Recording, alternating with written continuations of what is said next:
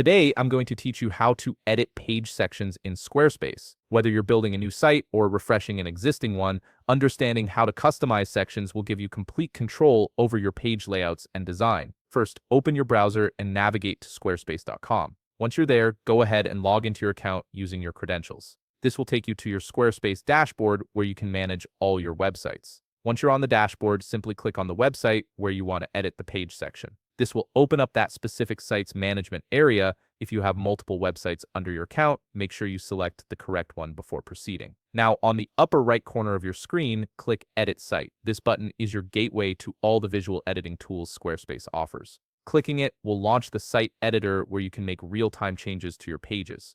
First, let's try to add a section. You'll notice you have two options here. You can either add a blank page to start from scratch, or you can choose from pre-designed templates. For this tutorial, we'll choose a template since it gives you a solid starting point and saves time. On the section you just added, click Edit Section. This opens up the customization panel where all the magic happens. Here, you can adjust several key settings that control how your section appears. You can modify the row count, which determines how many horizontal divisions your section has. You can also adjust the gap between rows to create more breathing room or a tighter layout. There's a fill screen option that makes your section take up the entire viewport height, which is great for hero sections. You can also manually set the section height if you need precise control. The alignment settings let you position your content exactly where you want it, and you can even add a divider or an anchor link for navigation purposes. Next, click on the Background tab. This is where you can really make your section stand out visually. You can replace the current background image with a new one,